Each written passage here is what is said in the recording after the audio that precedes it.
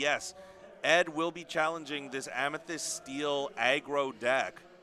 Yeah, and that means on the other side, it's not, I mean, it's going to be challenging for both of them. I think Caden, the things that I'm looking at in Caden's deck is one of the most powerful cards we have seen has been the Angel. In this situation, he has, it might not be that powerful in this specific matchup, and it's fine because he only has two. Other cards I'm seeing in here is a Genie Magical Researcher that can help if you're trying to catch up. It does look like, though, he has, I mean, it looks like a nice middle range. I feel like with Amethyst Steel, you can kind of have a more control-heavy top. It generally is mid-range.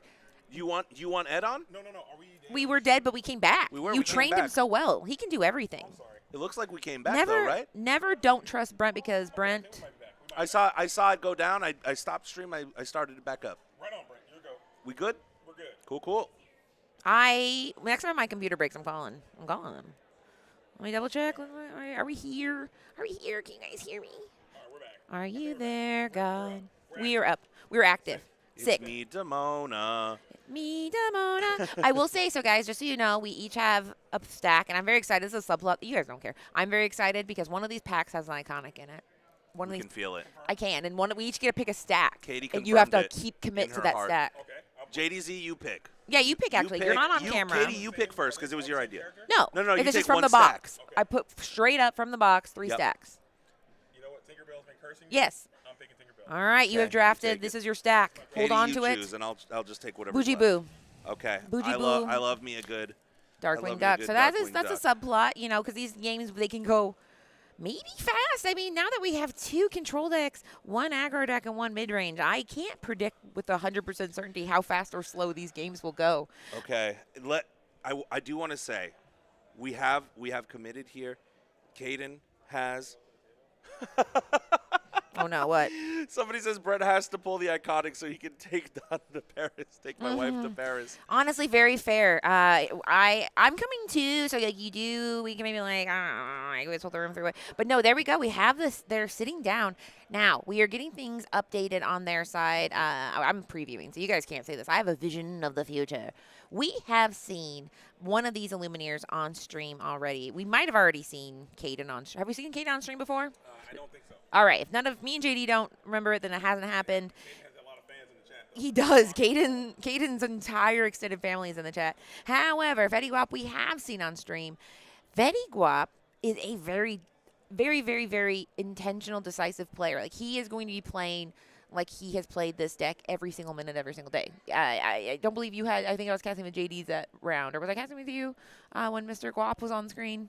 I was not on there. Yeah, he was playing yeah, fast interviewed him. and furious. So, on the other side, Caden needs to be very measured because we know that the whole point of playing this blue-green deck is to say, I have an emergency eject button. I can do a one-sided board wipe, which the chat says is bad. We've had it for a while. That's the thing that's crazy. Under the Sea has existed since set 4. It And we existed. saw it with a little bit of that synergy with the We did. Kita, the old Kita. Remember those Old old Kita. Emerald, Amber, old Kita. I went to school with her. She was really nice. That was a whole different set of circumstances as I'm seeing some fox ears blocking the...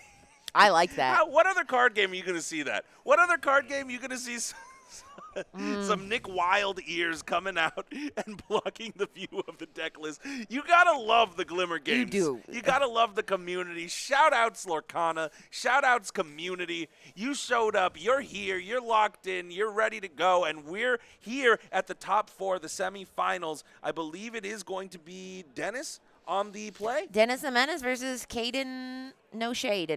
Yeah. And notably, Caden has battled from 15th seed. Caden was the 15th seed. Fetty Guap is the 3rd seed. So Caden all day has been on the draw for the most part here, at least in the top cut. So we're going to see what happens as we – let's see. Now, while players are looking over the deck list, I do want to mention one thing. What's that? If you're a big fan of Ed, you might get – Ed fans get a little stressed right now.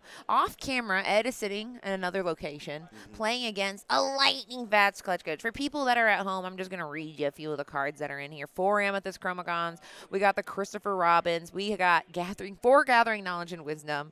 4 Hades looking for a deal. 4 Honey Mirren. Hello? And then we have 4 White Rose, 4 Zootopia. So Ed is going to get to a situation, as we've seen Ed, I know this is not the match we're watching, but I just want to mention that Ed has so famously, and even on Type A, got to 19. His opponent gets to 19, and he just has to keep him from getting to 20.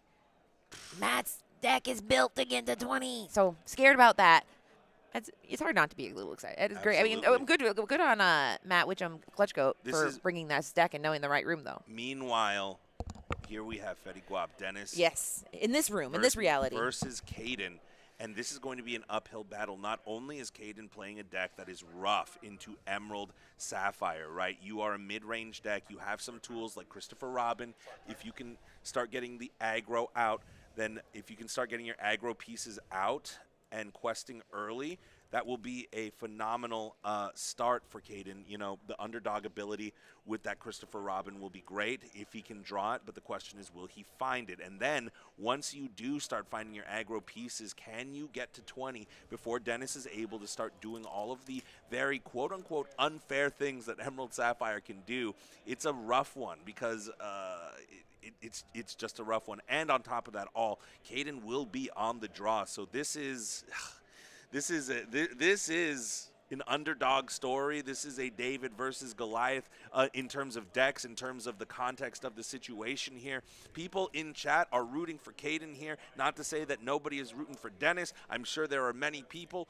And right now is your time to show your support in chat. Who you rooting for? Who you got? People, the reason why we have Caden sitting here right now is because people were asking last round for Caden, and JDZ said, you know what? If he wins, we'll put him on the next stream, and you know, we're fulfilling that promise. We're doing that. You're eyeballing these boosters. No, I wanted to say I was talking for so long, and I was like, oh, Katie's probably gonna have a point at some point. And I look over, and you're just staring at the boosters. Well, I was ready to tell a story. Brent. There wasn't a natural, because I mean, that's a little bit of a story that I'm gonna tell you on.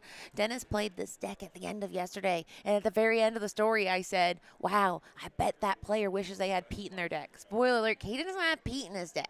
And that's something that I feel like would be so good in this matchup. But everybody together dropped Pete in a trash can and said, we don't want to play anymore. But that's okay. But we're off to the races, and Caden has the Christopher Robin. You might see the number 2 up in the top left corner and wonder how he can play it for 1. It's because of the new underdog ability, newest in this newest set, Winter Spell, as the Royal Explorer and the John Silver Alien Pirate are going to hit the inkwell here. And so this is one of those things where Dennis is going to be pretty much playing no interaction for a while. He's going to just be making sure he hits his ramp. We have his, we're developing the brain and doing as much as we can in these turns because he doesn't really care what Caden does for a while. The notable thing, I did briefly talk about Ed True's matchup because we got Ed fans too. So we talk about, do we have any of those fun little cards that just get you the lore right away? The answer with Caden is no. He does not have any of those things like White Rose, Honey Marin. But what he does have, he has his Calhoun on too. That's not what you want. That's not what you want in this matchup, but I get it because it is an uninkable card. It's just going to sit around as a brick until you get an angel out. That's a few turns away if you have. But I mean, he has ability to do that Prince Philip shift line, and that Prince Philip, a Royal Explorer, is such a pain because we don't need to think about him right now. John Silver just came, which is also a pain because this John Silver is going to come in and give Reckless. I don't know who he pointed at, but I'm going to guess.